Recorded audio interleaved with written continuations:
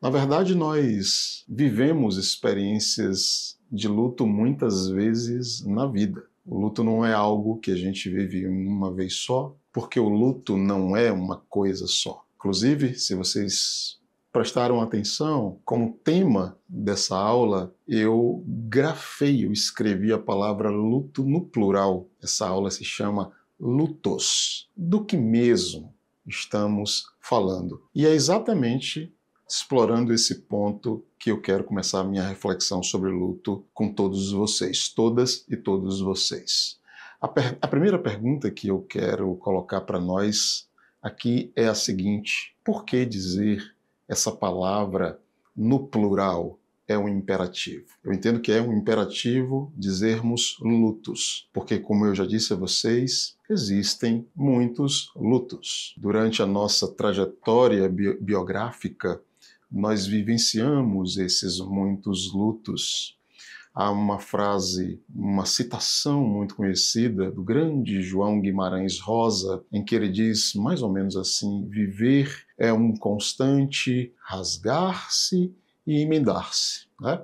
Então, de modo poético, eu acho que é um pouco disso que o João Guimarães Rosa está nos dizendo. Né? Ele está ele está fazendo referência a essa tarefa que a vida nos coloca, que é passar, atravessar e sobreviver a várias e diferentes formas de luto. A forma mais comum de luto que nós conhecemos é aquele estado, e aí eu vou descrever um pouco desse estado, né?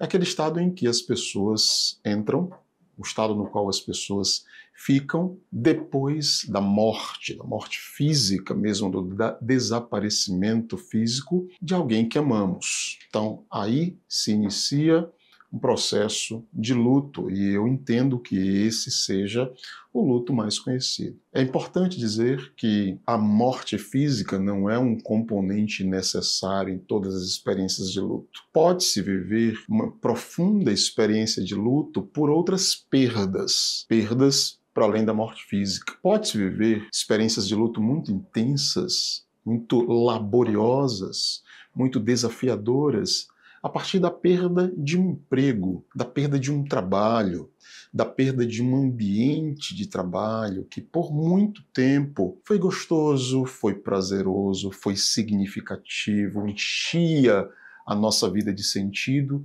e essa perda se instala e os indivíduos entram também num estado de luto. Pode-se viver uma experiência de luto por perdas de casas, pessoas que vivem, por exemplo, situações de grandes desastres, que ficam desabrigadas, que precisam reconstruir suas vidas, que passam muitas vezes algum tempo abrigadas, né, em abrigos públicos, muitas vezes em escolas. Pessoas que têm essa experiência de serem desterritorializadas, arrancadas, desenraizadas de seu território e que precisam se mudar para um lugar estranho, às vezes para uma outra cidade, às vezes para um outro bairro. Essas pessoas também estão suscetíveis a viverem experiências de luto profundo em função desse movimento de mudança. As separações em vida, a vida nos proporciona experiências, às vezes, muito dolorosas,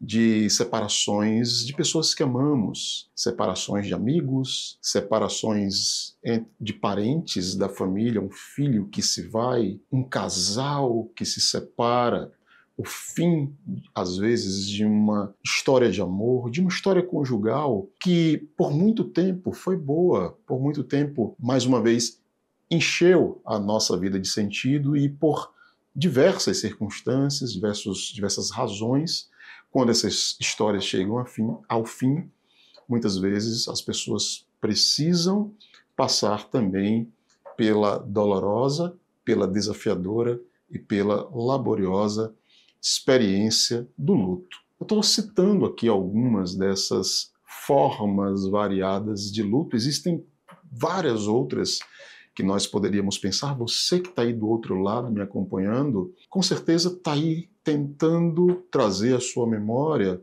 as suas vivências com o luto.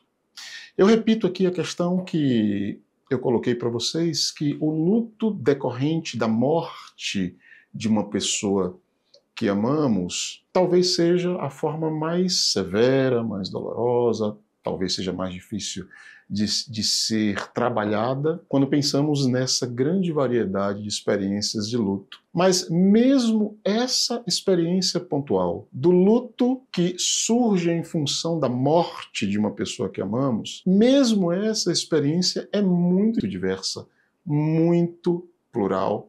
Não existem duas experiências de luto iguais. Se a gente pensar, por exemplo, na ideia de ciclos de vida, o luto ele é vivido de uma maneira muito diferente a depender do lugar que a pessoa esteja nisso que a gente chama de ciclo vital. O ciclo de vida, quando usamos a expressão ciclo de vida, nós estamos tomando aqui como referência, né, os conhecimentos produzidos pela psicologia do desenvolvimento e que entendem que a nossa trajetória biográfica está organizada no ciclo vital.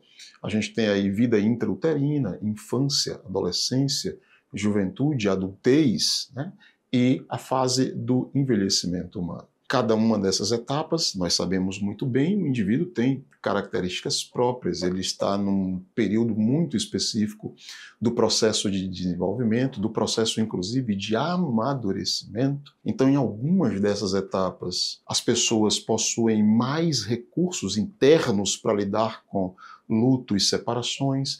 Em outras etapas, por exemplo, na infância, né, na adolescência, os indivíduos possuem muito menos recursos internos para lidar com experiências de separação tão dolorosas, tão agudas, como são as experiências de luto provocados pela morte de uma pessoa que se ama. Então, o luto é diferente o luto por morte ele é diverso primeiro em função disso, porque nós somos pessoas completamente diferentes a depender da etapa do ciclo vital onde estejamos. Em segundo lugar, a gente tem que olhar a diversidade da pessoa que partiu ou das pessoas que partiram. Quem se foi? Quem era essa pessoa? O que ela significava para mim? Que lugar essa pessoa tinha na minha história, na minha construção, na minha rede de apoio, na minha rede de afetos? Que lugar essa pessoa tinha na minha produção de sentido acerca da vida